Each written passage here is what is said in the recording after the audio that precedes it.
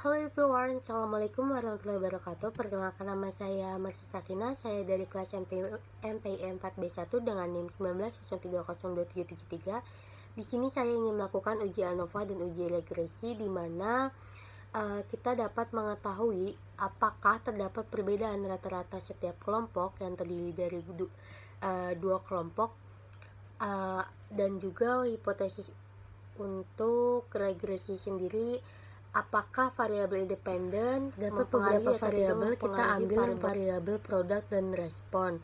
Di sini product value dibuat 1,00 untuk produk A, 2,00 untuk produk B, dan 3,00 untuk produk C. Data view tinggal masukkan saja datanya, lalu jika sudah satu produk diganti, tidak usah desimal. Jika semua sudah diinput, langsung saja uji ANOVA. Kita klik analis, compare mean, one way, pindahkan mana yang termasuk variabel dependent, yaitu respon dan produk menjadi faktor, lalu option, klik deskriptif dan juga homogen, lalu post hoc dan signifikan, levelnya 0,05, lalu continue, lalu oke. Nah, ini bisa dilihat dari hasil one way ANOVA-nya. Lihat tabel deskriptif. Di sini lihat mean produk ABC dengan total rata-rata 6,2889. Lihat tabel ANOVA untuk menguji hipotesa awal, apakah terdapat perbedaan antara produk ABC dan HD. Tidak terdapat rata-rata perbedaan rata-rata produk ABC.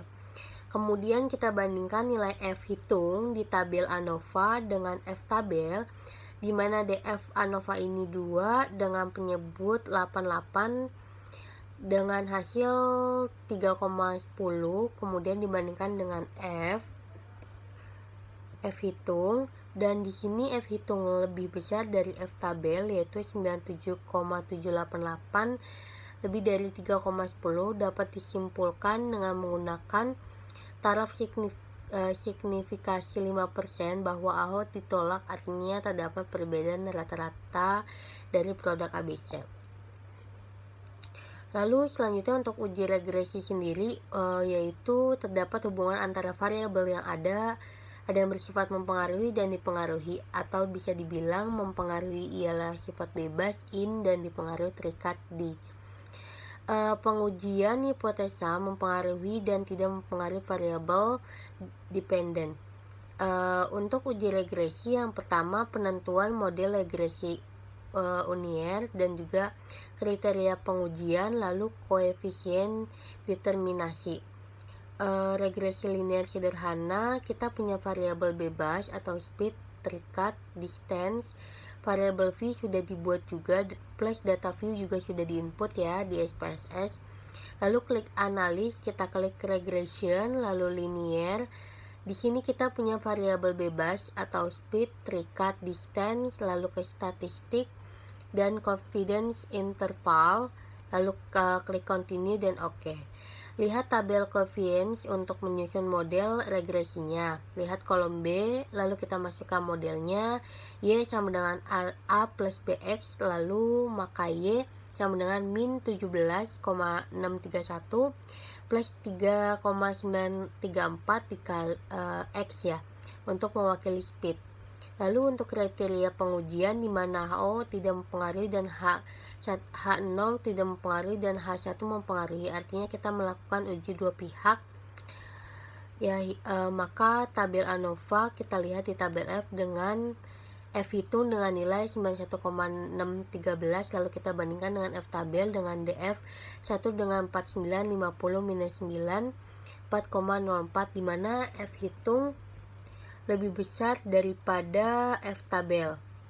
Maka dengan menggunakan uji taraf signifikan 5% dapat disimpulkan H0 ditolak dan menerima H1, yang artinya terdapat pengaruh yang signifikan antara variabel bebas dengan variabel terikat. Kita juga bisa melihat dari signifikan dengan membandingkan F hitung 91,613 dengan signifikan 0,00. Jika F hitung lebih besar, maka menolak H0 dan menerima H1. Koefisien determinasi untuk melihat seberapa banyak X menyumbang Y. Kemudian lihat di model summary, lihat di R squared dengan nilai 0,652 sama dengan 65,2%, artinya speed mempengaruhi H1 sebanyak 65,2% untuk variabel distance dan sisanya dipengaruhi oleh faktor lain.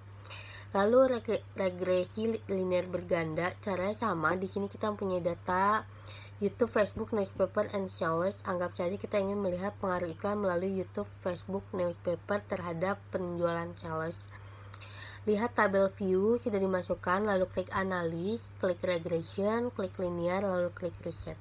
Kita punya satu variabel terikat dan 3 variabel bebas, lalu klik statistik, klik confidence, klik continue, lalu OK.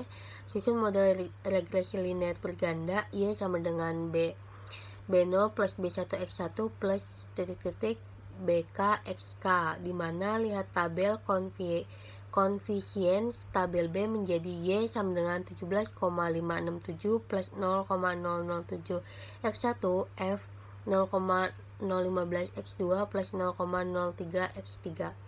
Ya, berikut untuk modelnya. Lalu melakukan uji apakah terdapat pengaruh signifikan antara YouTube, Facebook, newspaper terhadap sales. Dan di sini kita lihat pada tabel ANOVA membandingkan F hitung dengan nilai signifikan, yang dimana F hitung lebih besar daripada signifikan, maka dinyatakan YouTube, Facebook, newspaper berpengaruh terhadap sales. Lalu jika ingin membandingkan satu persatu, lihat pada tabel standar coefficients, bandingkan dengan signifikan, dimana YouTube berpengaruh terhadap sales, Facebook tidak berpengaruh karena T lebih kecil dari signifikan, newspaper tidak berpengaruh. Kemudian lihat koefisien determinasi, di sini ternyata hanya berpengaruh sebesar 10%, sisanya dipengaruhi oleh faktor lain. Sekian penjelasan dari saya, kurang lebihnya mohon maaf. Wassalamualaikum warahmatullahi wabarakatuh.